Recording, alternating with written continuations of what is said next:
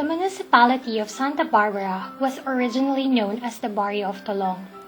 Tolong was named after the river now called Sinukulan, where a great number of people dwell. It was a virgin forest till the folks from Calasiao began clearing it and more people were coming from the south, now known as San Carlos. On December 17, 1740, Father Manuel del Rio, Friar Provincial of the Dominicans in the Philippines, petitioned the establishment of the town of Tolong and construction of a church there. On October 30, 1741, the Gobierno General de Administración Civil granted the petition and the town of Tolong was established under the patronage of Santa Barbara. A chapel was initially built to facilitate the spiritual care of the people. Being far from the next town northwest of Calasiao, the parish priest had to travel to this town. Santa Barbara was accepted as a Dominican mission in 1743. It was placed under the care of the Vicar of Calasiao, Father Enrique Martin. Father Benito Pereiras was assigned as the first Vicar of Santa Barbara in 1745. As the years passed, a small wooden church was built facing the east. In 1762, the rebellion started under the leadership of Juan de la Cruz Palaris. The people of Santa Barbara went into hiding, leaving the wooden church defenseless. Hence, the small church was set on fire in 1763. Reconstruction of the church started later on under the direction of Father Laurido. Another fire destroyed the church in 1822. In 1825, the church underwent reconstruction only to be gutted by fire for the third time in 1873. During the liberation period, 3 bombs were dropped on the church itself, but miraculously missed their mark. Several reconstructions of the church were held over the years under the direction of different parish priests. In July 16, 2003, Reverend Father Fidelis Layog started his ministry as the parish priest. He commenced his ministry by planning the Archdiocesan Christ the King celebration for Vicariate I, Queen of the Apostles. Reverend Father Layog was convinced that there was an urgent need to give much attention to the renovation and reconstruction of the parish church and convent. Thus, he launched a campaign called Guardians of the Family Campaign for the renovation and reconstruction of the parish church and the convent. Unfortunately, after deducting the amounts he had to disburse, he realized that they did not have enough resources to cover the amounts needed for the major renovations he had in mind. The campaign to renovate the church had 2 goals. First, to inculcate into the consciousness of the parishioners their important and vital part in the renovation of their parish church and the rectory, and second, to imbibe in them the necessity of the role of parishioners in the formation and growth of their respective families, thereby making them not only members of their own families, but also promoter, protector, and guardians of their families. Aside from the structural reconstruction, Reverend Father Fidelis Layog and Reverend Father Arnel Ariston reorganized the parishioners and re-established the different religious organizations of the parish and in the barangays. On December 29, 2004, Father James Cerezo took the post as assistant to the parish priest. On May 1, 2006, the parishioners welcomed with pride and jubilation Reverend Father Anthony Layog as he joins his brother Father Fidelis in the parish ministry and in the formation of the parishioners. Father Layog heard about the concept of good corporate governance and wanted to practice it in managing his parish. He considered the following operational and managerial options. 1. to keep confidential receipts of and disbursements for regular church activities, implement major repairs and improvements, but have full disclosure on donations received and expenditures made on major repairs and improvements. 2. To have regular reports on collections during masses and donations received and disbursements made for major projects. What has Father Layog accomplished by applying the principles that guide good corporate governance? He and his parishioners were able to construct a new parish, a parish hall, a new baptistry, and a new sacristy. They made improvements on both the parish convent and the parking area beside it.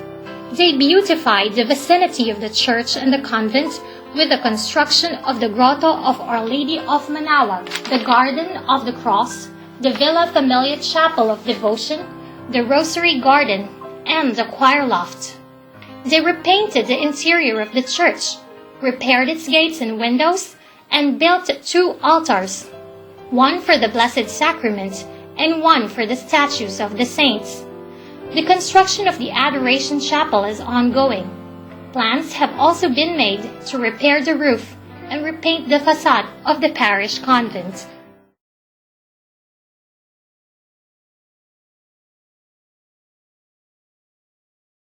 July 16 of 2003 and hanggang 2011 o March.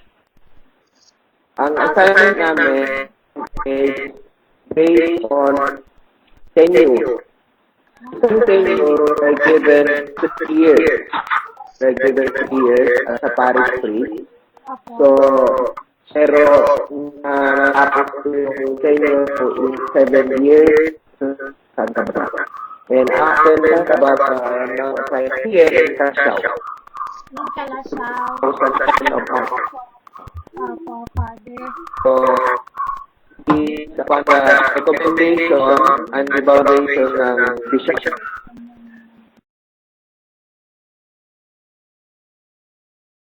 Practically, yung term ng corporate governance was really foreign to me. It was only introduced to me nung in-interview ako ni Sir Maramba. And ang in-interview ako ni Sir Maramba, we were telling about corporate governance. So, the book ng interview about the case, about my project dito. Pero, to be honest, corporate governance is really a foreign person. But we usually teach dito sa simbahan, sa church, just the same, the responsibility sa trabaho ng pastor, bilang isang parish priest. At the same time, titignan mo rin yung external o physical responsibility mo sa mga parishioners mo in terms of the spiritual, ministerial, and liturgical, practically anything that they would like to ask from the faith, most especially spiritual.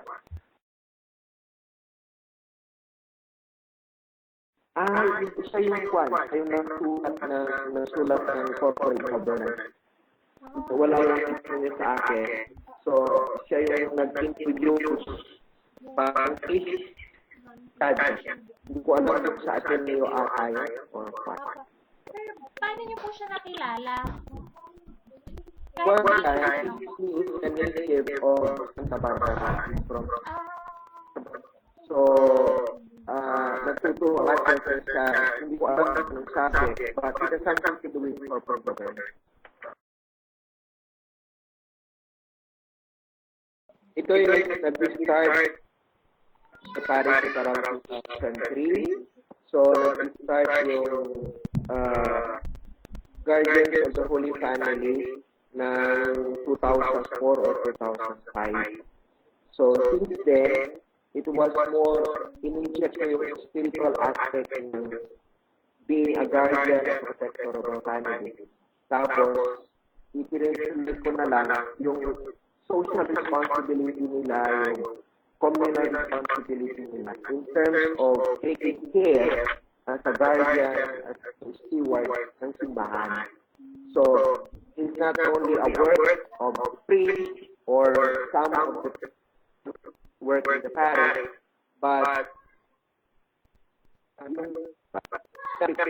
it's a work of the parish community as a whole.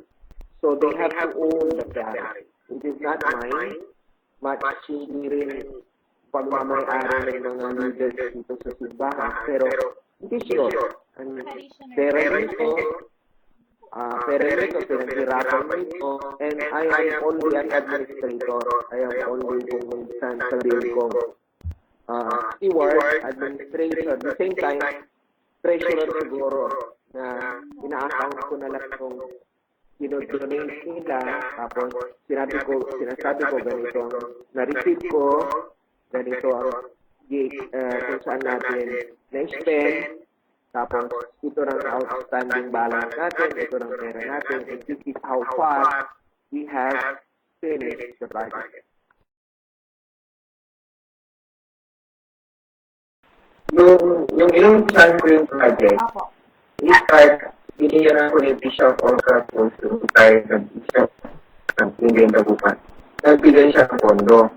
At the same time, I asked some of the school directors, Catholic schools, and some parishes to give me, or at the same time, pangiramin. And they did. Nung inumpisan ko na, nakikita na ng mga tao na there is something going on. Kasi kung ang tao sa paroke, pag wala sila nakikitang pera. Wala sila nakikita posting na katayo o plywood na natakuha, they were not really get involved. So, that is something that irururong isang pari sa akin. You have to invest. If it is not coming from your own pocket, you have to get somewhere and then the budget part at yung pondo na lang itarating. And that is, gano'n lang nangyari. Kasi, credit, reputation po sa mga suppliers. So, I can wait for the donation. And immediately, pag naipon ka yung donation, then, darang sa ako, tapos yun na ang ibabayad ka agad. So, without hindi ko dati-ever or anything, basta donation para sa ito, para sa project, o para sa project, i-deposit, tapos pag malaki na pila, then i-pwede mo na sa supplier. So, both, yung unang-una is mayroon kami yung charity investment ni Salet. Doon sa Salet, counts, yung collection for the week. At the same time, yung financial status niya, kung every week, at the same time, i-acknowledge ko rin yung sponsors for the week. So, para at least malaman nila kung sino yung i-acknowledge naman yung manufacturers, yung donors for that week. And at the same time, meron ko bleeding work, i-propose ko yung summary ng financial status ng campaign. At the same time, kumbaga talagang may mga tao, they will go to the bulletin board and look at it. May mga iba naman, titignan lang, at least alam ka na doon. And pinapakita ko na tali yung report ko sa sama, nag-send lang yung detailed report.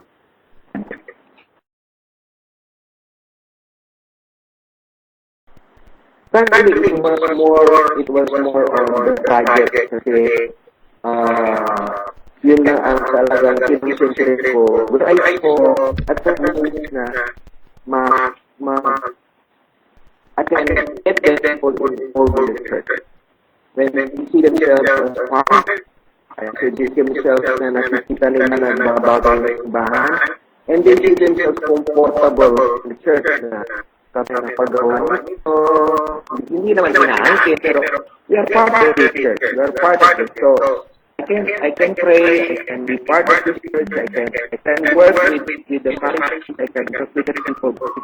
They see where the things are, the money is going, or where their money is going. Kaya sabi ko, it was very simple. Na maraming nagpaparticipate, maraming nakikilala, na nakikipag-usap sa akin. So eventually, focus ako sila to participate, to join these organizations, to join. So, kumbaga, so they are really there as financial supporters, but later on, they become in the church. Because they see themselves as part. Of course, positive, sabi nila, may mga ibang churches na hindi gumagawa ng gano'n. So, some people will look at it as something first time. Some would like to say na dapat lang.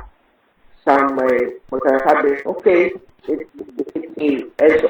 parang standard procedure na dapat gawin ng pare. Pero, I make it a point that with that kind of practice, I would gain their trust. In fact, itong parang ito is here to really be trusted in terms of finances. Pwedeng tulungan, pwedeng supportahan, because alam nila kung saan kayo kaya. Negative reactions, not much. It's just that ang makikita lang is minsan may mga indifferent, but in the long run, makikita mo na nagbibigay. Despite the amount, kaya sabihin natin, konti lang, pero the fact na nagbibigay sila, kahit small amount yan, is already a kind of there is something going on in there na kapagkakatawa, I have to be part of this, I want to get involved, pero ito lang kaya ko. So, parang yes, that is part of my concept. Parang sure, na sinabi ni Lisa, itong kalasang is one of the heritage churches of the Philippines. So, kung ma-check nyo itong website ng St. Peter and Paul Parish, makikita nyo yung nagawa namin.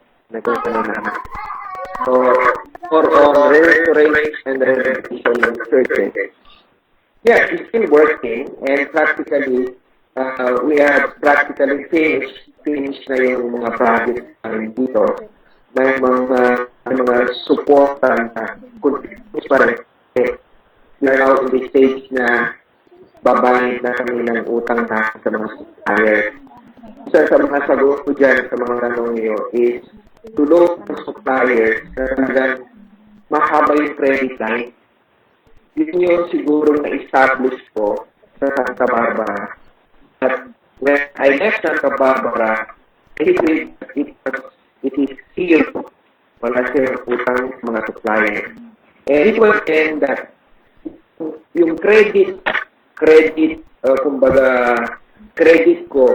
line ko doon sa Santa Barbara, pwede kong gamitin dito sa Canasao. Kahit na sabihin natin na matagal kong binabayaran, they know na babayaran ko kasi meron na akong reputasyon. Kumbaga, nagawa ko for the past 7 years, kahit na matagal, pero nabayaran ko.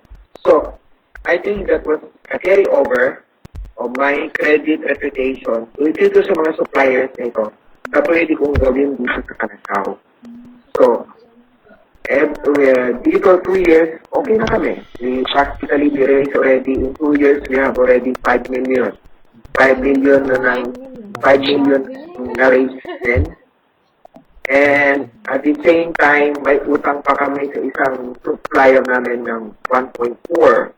So, 2 years, hindi rin pero binabayaran ko siya.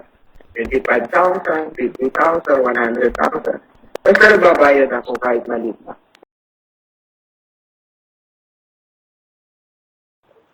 I don't know kung pinapractice pa nila. Pero at least the people knows how it should be done. Kumbaga. Pero I don't know kung pinapractice ng parish priest o sinusunod na yung request ng na tao doon, nag-request. It's kumbaga, ayaw ng sila na lang. Because parang naturuan na natin sila ng structure, sistema, and then the practice. So, at least kung hindi mo sunod-sunod ng pare, at least they would know na mayroong dapat sistema. May check and balance na tayo. Pero na sila standard. So, I have to be standard for them to work on something affordable to them, something understandable to them, pwede lang they can adapt, workable sa kanilang buhay bilang isang parokya.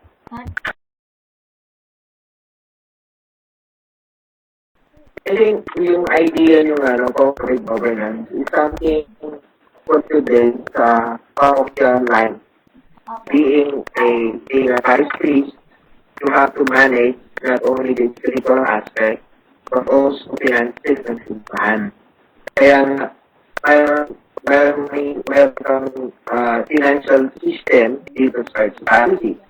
Meron kaming auditor in terms of properties, yung simbahan. Meron kaming practices in terms of managing people. Diba? Meron kaming parish pastoral council where I can consult with them regarding activities, regarding kung ano mga makukuhang tulong involvement coming from the pensioners.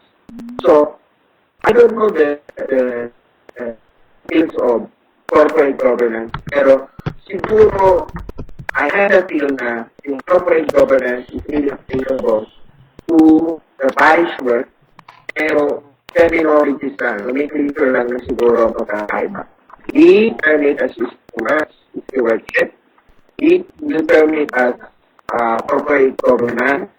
We can call both good governance. Good governance in the church and good governance in the corporate world.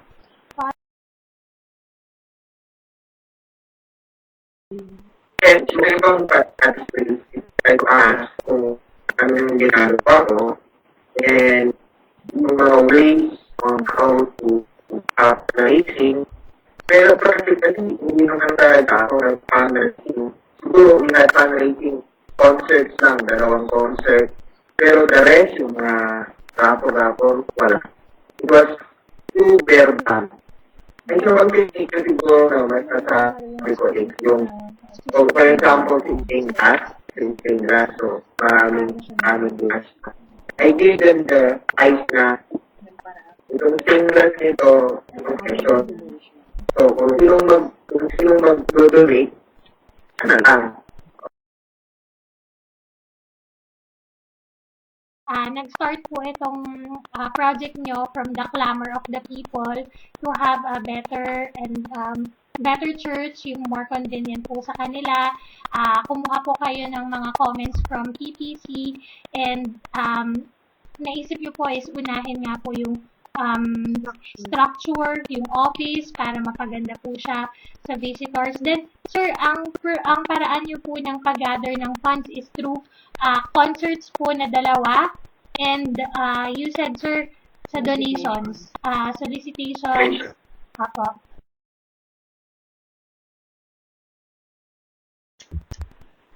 I am Reverend Father Fidelis Layog from the Archdiocese of Laguna, a former parish priest of Holy Family Parish, Santa Barbara, and I am a observer of corporate governance.